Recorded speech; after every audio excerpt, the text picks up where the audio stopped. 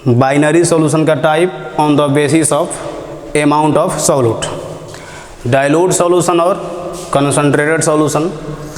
आपको बताया गया कि कंसंट्रेटेड सॉल्यूशन नहीं है, आपको पढ़ना है कौन सा, डाइल्यूट सॉल्यूशन पढ़ना है। तो हम स्टार्ट किए हुए हैं properties of dilute solution. Dilute solution का प्रॉपर्टीज, तो डाइल्यूट सॉल्यूशन के प्रॉपर्टीज में कौन सा पढ़ना है, तो कोलिगेटिव प्रॉपर्टीज पढ़ना है। सवाल उठेगा कि सर कोलिगेटिव प्रॉपर्टी क्या होता है, समझिएगा, आता है एग्जाम में।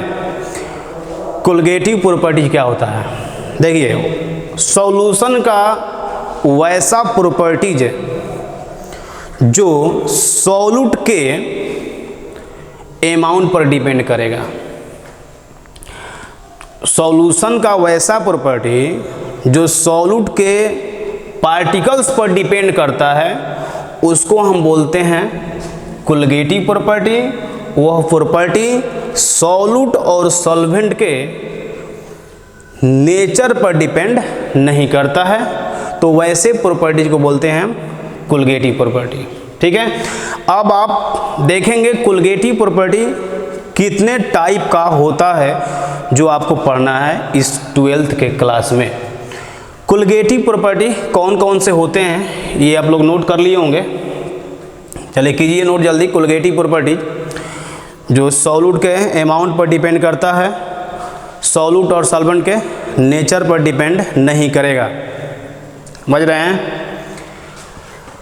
चलिए आपके क्लास में कौन कौन से कोलिगेटिव प्रॉपर्टी है यह भी आप लोग देखेंगे।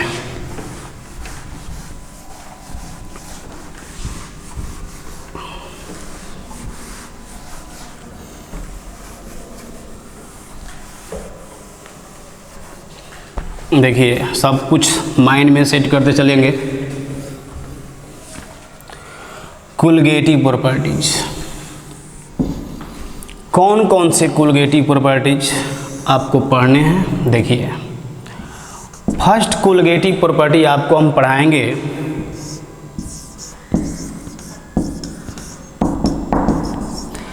रिलेटिव लोअरिंग ऑफ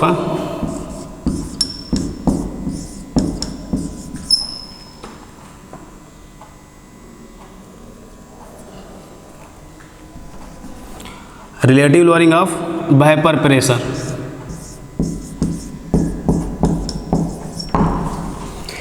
इसके बाद आपको नंबर सेकेंड में पढ़ाएंगे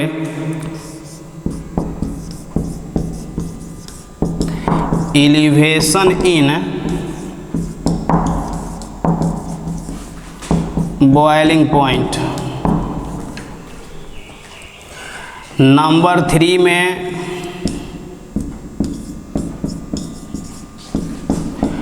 डिप्रेशन इन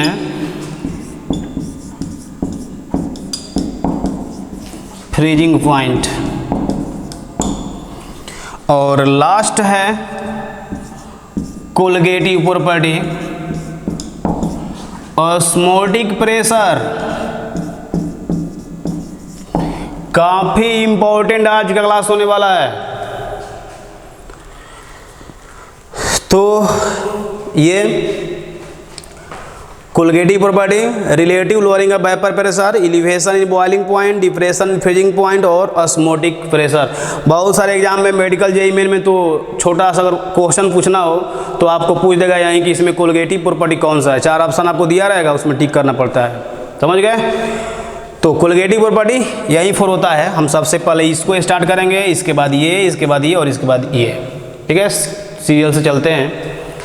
तो हम आप लोग हेडिंग लिखेंगे, स्टार्ट करेंगे relative lowering of vapour pressure. पहला colligative property, first number relative lowering of vapour pressure start करेंगे। तो आप लोग हेडिंग लिखेंगे relative lowering of vapour pressure. चलिए मेरे साथ चलिए।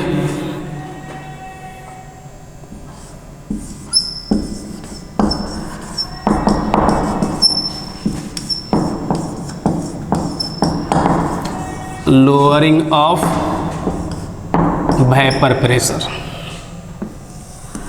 देखिए एकदम आपको दिक्कत होने का तो सवाल ही नहीं है, दिक्कत होगा ही नहीं, ऐसा कभी नहीं होगा कि आपको समझ में नहीं आएगा। देखिए कैसे हम पढ़ा रहे हैं।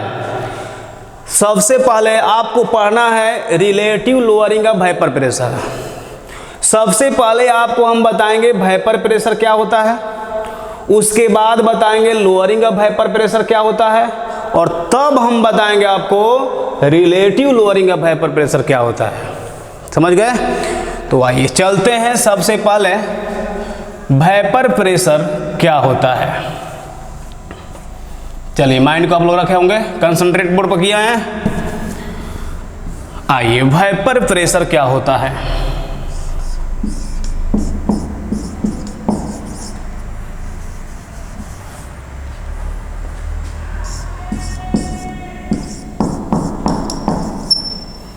वेपर प्रेशर ध्यान देंगे। वेपर प्रेशर को समझने के लिए इस फिगर पर ध्यान दीजिए। फिगर पर आप लोग ध्यान दीजिएंगे। वेपर प्रेशर को समझना है तो इस पर ध्यान दीजिए। चलिए इसमें हम लिए हुए हैं प्योर लिक्विड लिए हैं। प्योर लिक्विड यानी सॉल्वेंट, वाटर भी, वाटर प्योर लिक्विड होता है। इसमें हम लेंगे क्या, प्योर लिक्विड लेंगे। इसमें यहाँ पर फिलअप किया गया है, इसमें फिलअप हम किए हैं पैरा मरकरी को Hg, मरकरी को यहाँ पर फिलअप किए हुए हैं। अब देखिए ये प्योर लिक्विड क्या होगा, वेपर बनेगा और वेपोराइज होने के बाद क्या करता है कि ये ऊपर की ओर जाएगा। प्योर लिक्विड वेपोराइज होगा और वेपोराइज होने के बाद देखिए ये वेपर में और वेपर आएगा इधर इस साइड में। समझिएगा ये वेपर प्रेशर का डिफिनेशन बता रहे हैं अभी। ये क्या करेगा, इस मरकरी पर प्रेशर लगाएगा और जैसे ही प्रेशर, अब तो ये जाने का जगह है नहीं, प्योर लिक्विड अगर वेपर बनेगा तो ये तो भाई इधर ही जाने का कोशिश करेगा ना। तो आ रहा है इस साइड में जैसे ही आएगा वो क्या करेगा, जाने का रास्ता ब्लॉक है, मरकरी है वहाँ पर, तो क्या करेगा ये इनको प्रेशर लगाएगा। और जैसे ही प्रेशर इधर से लगाया ये मरकरी क्या करेंगे, अपने लेवल से ऊपर की ओर जाने लगेंगे।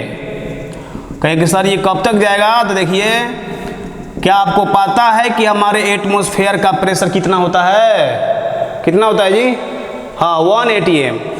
तो ये हमारे एटमॉस्फेयर का प्रेशर कितना 180 m पर जा करके रुक जाएगा। अब कितना भी ये प्रेशर लगाएंगे ये ऊपर चढ़ने वाला नहीं है, वही रहेगा। तो अब भाई इनको जाने के लिए जगह चाहिए, जगह तो आप दे नहीं रहे हैं। तो अब बताइए क्या होगा इसमें, ये वेपर धीरे धीरे क्या होगा, कूल होगा, ठंडा होगा। और जब वेपर ठंडा होगा तो फिर लिक्विड में, फिर ये लिक्विड क्या होगा, वेपर में जाने का जगह नहीं, फिर ये बेचारा अपने जगह पर क्या करेगा, ठंडा हो गया तो फिर आ जाएगा लिक्विड बन करके। नहीं, वेपर तो ठंडा होगा तो लिक्विड ही नहीं बनेगा। ये वेपर है, वेपर, ठीक है। ये वेपर जाने का जगह नहीं तो क्या करेगा, कूल होगा तो फिर लिक्विड, फिर ये लिक्विड क्या होगा, फिर वेपर में, ये जाने का जगह नहीं, फिर इसमें। कहने का मतलब है कि अब जाने के लिए इसमें स्पेस तो है नहीं, जगह तो है नहीं, तो क्या होगा, ये जो वेपर है लिक्विड में कन्वर्ट होगा और ये लिक्विड क्या होगा, वेपर में कन्वर्ट होगा। अब ये प्रोसेस चलते रहेगा इसी तरह से, लिक्विड वेपर में, वेपर कूल होने के बाद फिर से लिक्विड में, तो वेपर लिक्विड, लिक्विड वेपर। तो जानते हैं इस पोजीशन को क्या कहते हैं, इक्विलिब्रियम पोजीशन कहते हैं। इक्विलिब्रियम आप लोग पढ़े होंगे, 11th क्लास का चैप्टर है, केमिकल इक्विलिब्रियम, आयोनिक इक्विलिब्रियम, ये सब। तो ध्यान दो, वेपर और प्योर लिक्विड जब इक्विलिब्रियम में आ जाते हैं, इक्विलिब्रियम का मतलब वेपर लिक्विड में, लिक्विड वेपर में, वेपर और लिक्विड जब इक्विलिब्रियम में आ जाते हैं उस समय वेपर के द्वारा इस लिक्विड सरफेस पर जो प्रेशर लगता है ना, उसका नाम होता है वेपर प्रेशर। डिफिनीशन एकदम इजी है, पूरा इजी है एकदम से, राटा नहीं मारना है, समझना है, साइंस है ये। वेपर और लिक्विड जब इक्विलिब्रियम में आते हैं उस समय वेपर के द्वारा लिक्विड सरफेस पर जो प्रेशर लगते हैं उसका नाम होता है वेपर प्रेशर। चलिए मेरे साथ आप लोग लिखेंगे डिफिनीशन वेपर प्रेशर का। The pressure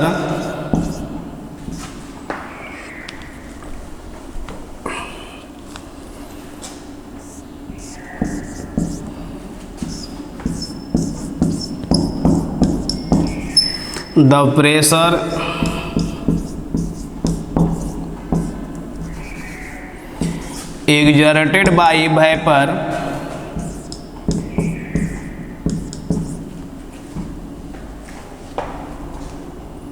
on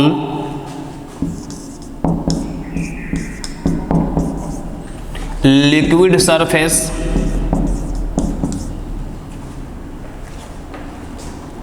when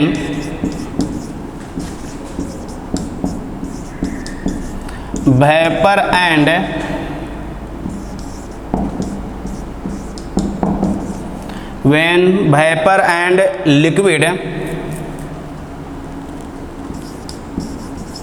are in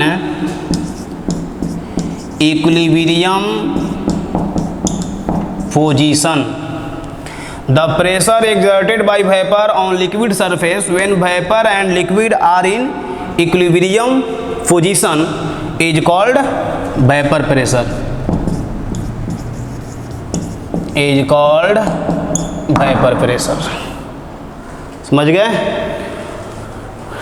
vapour और लिक्विड जब इक्विलिब्रियम पोजीशन में आ जाते हैं तो उस केस में वेपर के द्वारा लिक्विड सरफेस पर लगने वाला प्रेशर क्या होता है? वेपर प्रेशर होता है। समझ गए होंगे? चलिए जल्दी से प्रिंट करेंगे।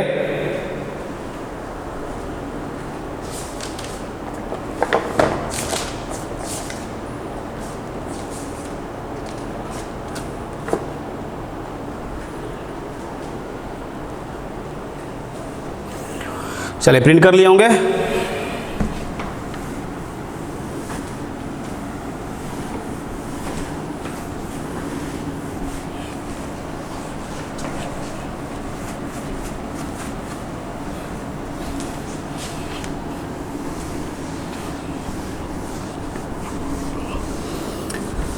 अब आ रहे हैं हम वेपर प्रेशर, तो समझ लिए होंगे।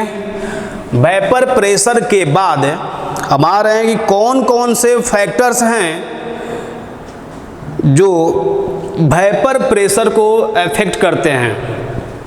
कौन कौन से फैक्टर्स हैं जो वेपर प्रेशर को अफेक्ट करते हैं। तो अगला हेडिंग आप लोग लिखेंगे फैक्टर्स अफेक्टिंग। अगला हेडिंग आप लोग लिखेंगे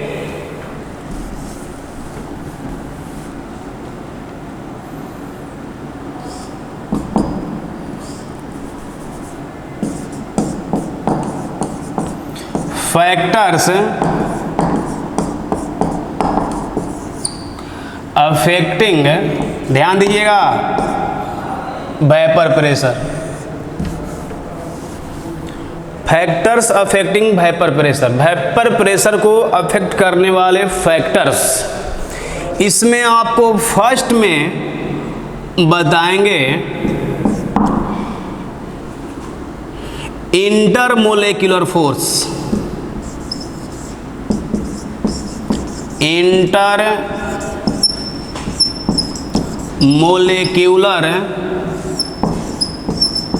फोर्स। देखिए भाई, मेरा जो वीडियो है, आप लोग तो यूट्यूब पर बहुत सारे वीडियो देखते होंगे, तो देख लीजिएगा, मेरा जो वीडियो है वह क्लास का वीडियो और आपको कहीं पर भी कट नहीं मिलेगा, इसमें पूरा कंटिन्यू। और आप बाकी देखिएगा यूट्यूब पर क्या क्या लोग हैं, कभी ये पढ़ा रहे हैं, कभी कहाँ चले गए, कभी कहाँ चले गए, वैसा नहीं है। मेरा वीडियो जो है, देखिए पढ़ाना है क्या, रिलेटिव लोअरिंग वेपर प्रेशर। तो पहले वेपर प्रेशर, उसके बाद आपको बता रहे हैं फैक्टर्स अफेक्टिंग वेपर प्रेशर, उसके बाद आपको बताएंगे लोअरिंग वेपर प्रेशर, और तब बताएंगे आपको रिलेटिव लोअरिंग वेपर प्रेशर। तो वीडियो मेरा जो है देखेंगे, और ऐसा होगा नहीं कि आपको समझ में नहीं आएगा, ऐसा कोई बात आपको इसमें नहीं आएगा जो कभी सुने नहीं हैं, कभी देखे नहीं है। सारा कुछ बताने के बाद ही आपको यहाँ पर लाया गया है, ठीक है। चलिए, इंटरमोलेक्युलर फोर्स होता ये क्या है, देखो। Intermolecular force two molecules, two ions के बीच में लगने वाला फोर्स ऑफ अट्रैक्शन होता है। तो आप यहां लिखिएगा force of attraction between two molecules, force of attraction between two molecules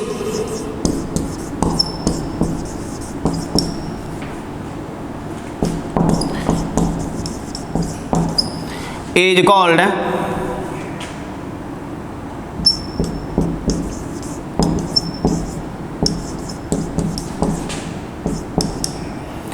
intermolecular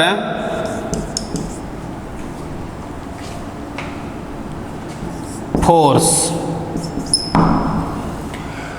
force of attraction between two molecules is called intermolecular force. दो मोलेक्यूल्स के बीच में लगने वाला फोर्स क्या होता है, इंटरमोलेक्युलर। आपको ये बताइए कि अगर इंटरमोलेक्युलर फोर्स इंक्रीज करता है तो वेपर प्रेशर क्या होगा। इंटरमोलेक्युलर फोर्स अगर इंक्रीज करते हैं तो वेपर प्रेशर क्या होगा। ध्यान दीजिएगा, इसमें force of attraction between two molecules, अगर force of attraction two molecules के बीच अगर ग्रेटर हो, कहने का मतलब कि अगर इंटरमोलेक्युलर फोर्स ज़्यादा हो तो वेपर प्रेशर क्या होगा, कम होगा। तो आप लोग यहाँ एक लाइन और लिख लेंगे, higher the intermolecular force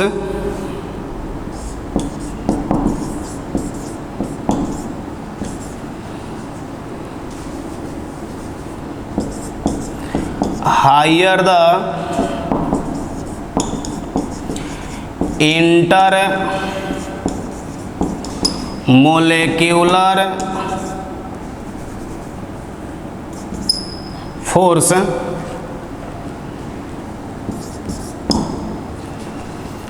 of attraction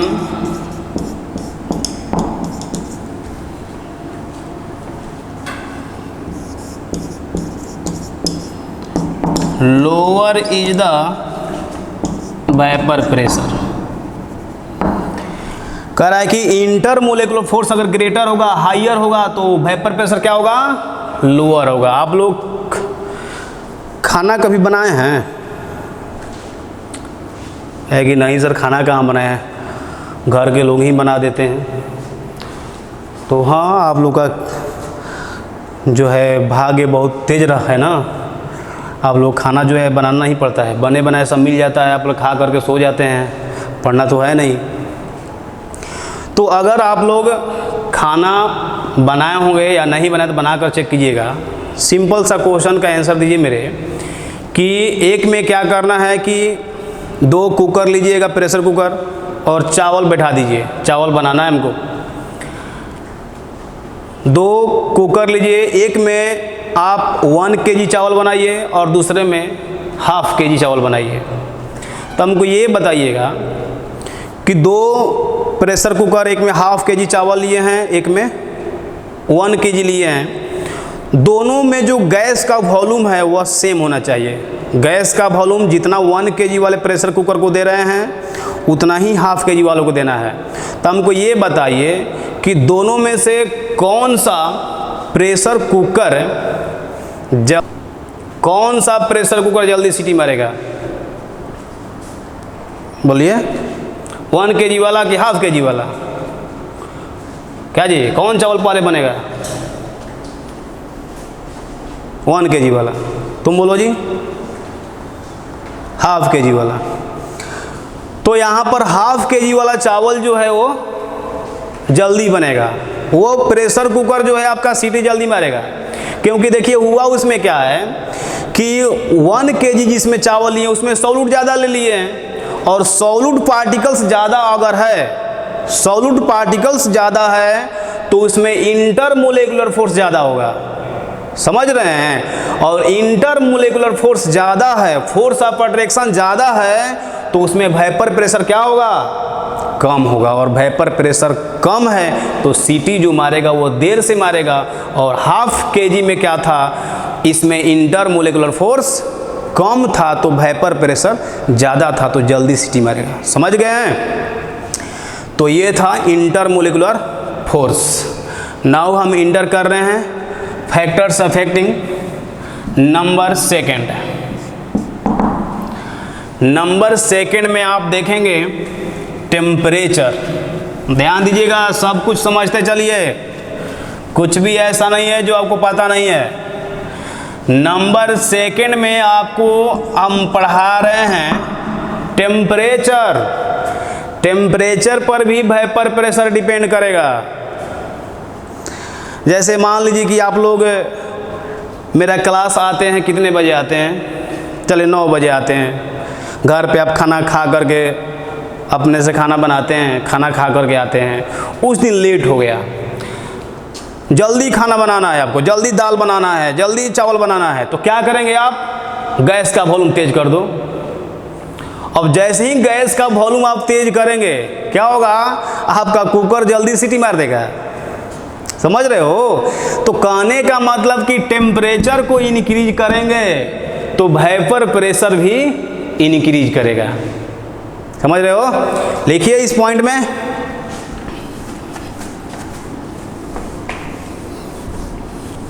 increase in temperature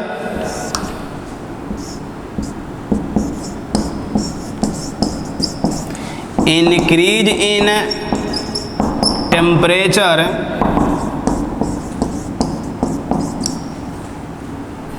increases the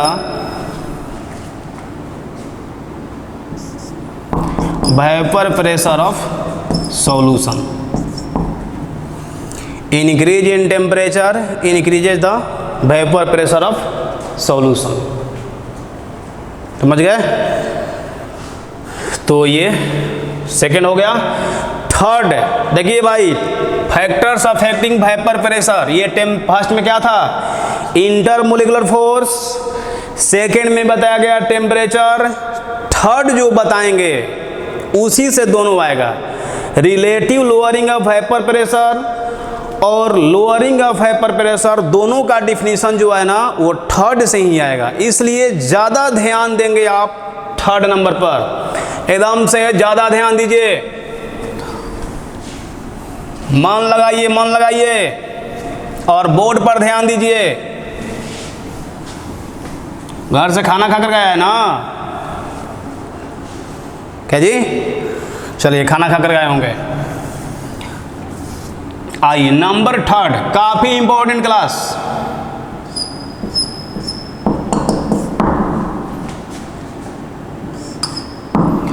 vapour pressure of solution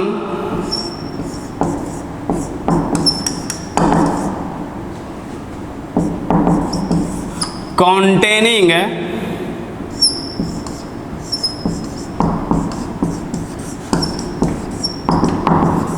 non volatile solute. काफी इंपॉर्टेंट टॉपिक है ये। देखिए इसमें vapour pressure of solution containing non volatile solute, वैसा सॉल्यूट जो वोलेटाइल नहीं हो। कैसा हो? Non volatile solute. Volatile vapour में कन्वर्ट करता हो तो उसको वोलेटाइल करेंगे, और वेपर में कन्वर्ट नहीं होगा तो उसको हम बोलेंगे नॉन वोलेटाइल। वैसा सॉल्यूट जो सॉलिड होता है जनरली, जैसे शुगर भी हो जाएगा, NaCl सॉल्ट, नमक भी हो जाएगा, ये सब क्या है, नॉन वोलेटाइल सॉल्यूट है, जो वेपर में कन्वर्ट नहीं होता है अगर हीट करेंगे तो हीट करने के बाद जो सॉल्यूट वेपर में कन्वर्ट नहीं होता है तो उसको बोलते हैं हम नॉन वोलेटाइल। तो नॉन वोलेटाइल सॉल्यूट पर आप लोग ध्यान देंगे, अगर बोलने का चांस है तो लिख लेंगे यहाँ पर कि जो सॉल्यूट वेपर ये वोलेटाइल ना हो, वेपर में कन्वर्ट ना हो, उसको बोलते हैं हम नॉन वोलेटाइल। तो आइए नॉन वोलेटाइल में चलते हैं, आप ही लोगों से पूछेंगे, उसके बाद ही हम आगे बढ़ेंगे, ध्यान दीजिएगा। चलिए यहाँ पर हम ले रहे हैं pure liquid. Pure liquid generally आप वाटर ही लेंगे, वाटर मैक्सिमम जगह वाटर ही लेगा। प्योर लिक्विड, प्योर लिक्विड, ये सॉल्वेंट ले लिए हैं। अब क्या करना है इसमें कि नॉन वोलेटाइल सॉल्यूट को ऐड कर रहे हैं। कौन सा solute? Non volatile. Non volatile solute को ऐड करेंगे इसमें, प्योर लिक्विड में।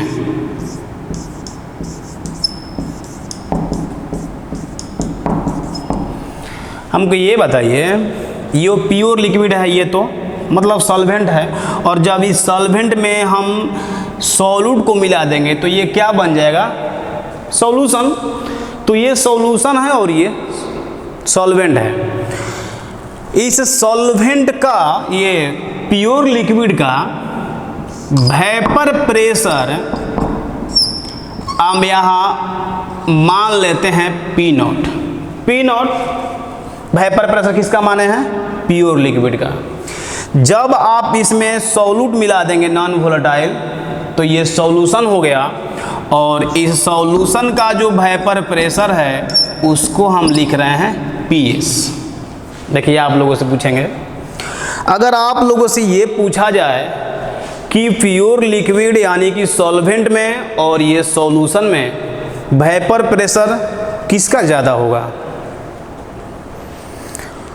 तो ध्यान दीजिए। अभी आपको क्या बताया गया था? First number intermolecular force. इसमें सॉल्यूट तो है नहीं, सॉल्यूट इसमें है, तो जब सॉल्यूट इसमें मिला देंगे तो उसमें क्या होगा? इंटरमोलिकुलर फोर्स ज़्यादा हो जाएगा ना, समझे? जब आप इसमें सॉल्यूट को मिला देंगे तो इसमें इंटरमोलिकुलर फोर्स ऑफ अट्रैक्शन क्या होगा? ग्रेटर। और जब इंटरमोलिकुलर फोर्स ग्रेटर होगा तो वेपर प्रेशर लोअर होगा। यानी ये सॉल्यूशन का जो वेपर प्रेशर है वह प्योर लिक्विड से लोअर होता है। यानी आप यहाँ लिख सकते हैं कि प्योर लिक्विड का जो वेपर प्रेशर P0 है वह सॉल्यूशन के वेपर प्रेशर से ग्रेटर होगा। नाम से भी क्लियर है, आप पढ़ रहे हैं relative lowering of vapour pressure. Lowering घट जाएगा ही, लोअरिंग ऑफ वेपर प्रेशर, यानी प्योर लिक्विड का जो वेपर प्रेशर है उनसे कम होता है किसका? सॉल्यूशन का वेपर प्रेशर। हो गया ये। और अब आ रहे हैं हम वेपर प्रेशर को अफेक्ट करने वाले 3 फैक्टर्स हैं। कौन कौन से फैक्टर्स? चलिए लोअरिंग ऑफ वेपर प्रेशर देखेंगे आप। लोअरिंग ऑफ वेपर प्रेशर ये होता है क्या? प्योर लिक्विड का vapour pressure P0 and solution का वेपर प्रेशर PS, ये दोनों का डिफरेंस को कहा जाता है लोअरिंग ऑफ वेपर प्रेशर। लिखेंगे डिफरेंस बिटवीन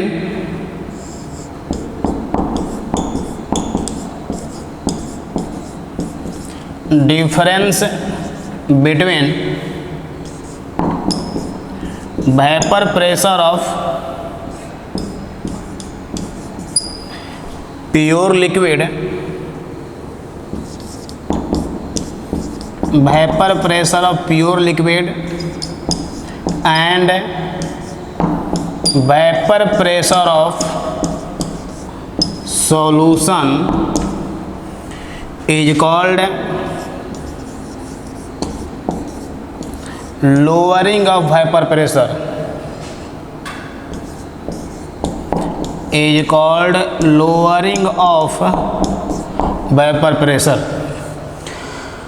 प्योर लिक्विड का वेपर प्रेशर और सॉल्यूशन के वेपर प्रेशर के डिफरेंस को क्या बोलते हैं? Lowering of vapour pressure. Lowering of vapour pressure को डेल्टा पी से डिनोट किया जाता है। कहने का मतलब कि आप यहाँ लिख सकते हैं कि delta P equal to P naught minus P S, ये ठीक है। चलिए अब आ रहे हैं, देखिए वेपर प्रेशर खत्म हो गया।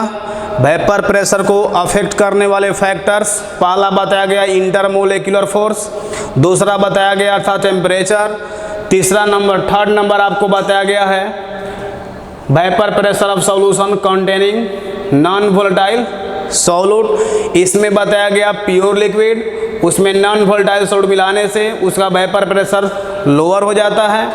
तो लोअरिंग ऑफ वेपर प्रेशर क्या हो गया? प्योर लिक्विड का वेपर प्रेशर जो हाई है उसमें से लो को घटा माइनस कर देंगे। प्योर लिक्विड का वेपर प्रेशर पी नॉट और सॉल्यूशन का वेपर प्रेशर पी एस, दोनों के डिफरेंस को क्या कहते हैं? Lowering of vapour pressure. अब आ रहे हैं हम relative lowering of vapour pressure, वही पढ़ना है। कोलगेटिव प्रॉपर्टी आप हेडिंग क्या लिखे थे? Relative lowering of vapour pressure. तो अब आ रहे हैं हम relative lowering of vapour pressure. देखिए सिंपल सा है, ज़्यादा हार्ड नहीं है, ध्यान देंगे सब कुछ क्लियर होते चला जाएगा। अब आप लोग अगला हेडिंग लिखेंगे relative lowering of vapour pressure.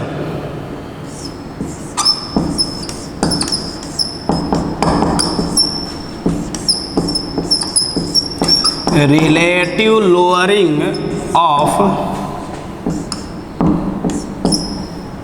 Vapour pressure.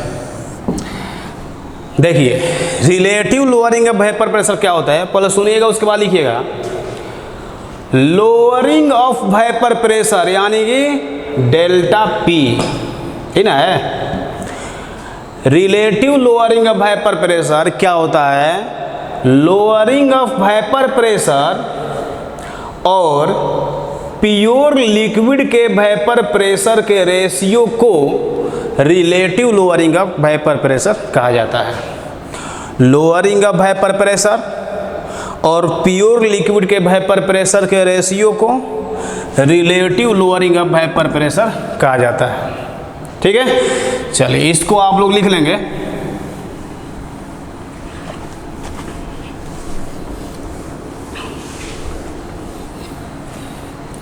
लिखिए ratio of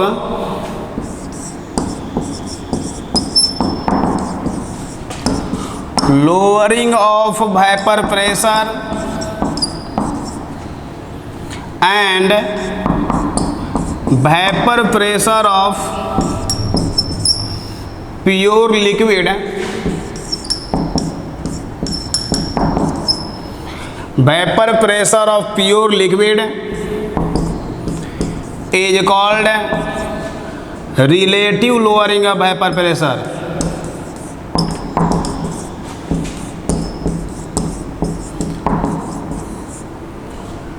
relative lowering of vapour pressure कहने का मतलब ये है relative lowering of vapour pressure को लोअरिंग ऑफ वेपर प्रेशर यही होता है ना, लोअरिंग ऑफ वेपर प्रेशर और प्योर लिक्विड के vapour pressure P not ratio को क्या कहा जाता है? Relative lowering of vapour pressure. समझ गए? ये अब देखिए वेपर प्रेशर के बारे में जानकारी खत्म, लोअरिंग ऑफ वेपर प्रेशर जान गए। Relative lowering of hyper pressure, वह भी आप लोग को पता हो गया। अब आ रहे हैं, एक साइंटिस्ट हैं राउल्ट साहब। अब देखेंगे कि राउल्ट साहब जो है वो relative lowering of hyper pressure के बारे में क्या बोले हुए हैं। अगला हेडिंग आप लोग लिखेंगे। अब आइए, इतना सारा चीज जानने के बाद relative lowering of hyper pressure के बारे में राउल्ट साहब क्या बोले थे वो आप देखेंगे। अब हेडिंग आप लोग लिखिए, Raoult's law of relative lowering of vapour pressure. देखिए बिल्कुल ही सिंपल सा बात बोले थे। ये बोले थे कि relative lowering of hyper pressure delta P by P not, यही है। Relative lowering of hyper pressure solute के मोल फ्रैक्शन के इक्वल होता है। बस खत्म, बोल दिए। Relative lowering of hyper pressure solute के मोल फ्रैक्शन के इक्वल होता है, यही ये बात बोले थे। चलिए इनके लॉ को आप लोग लिख लीजिए।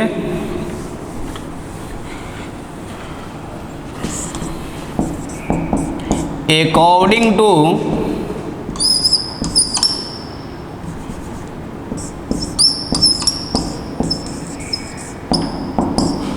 Raoult's law,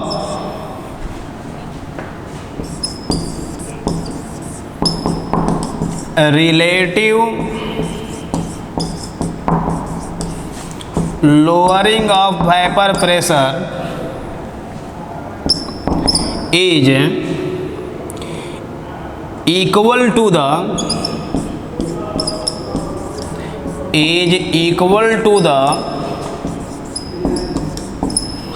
mole fraction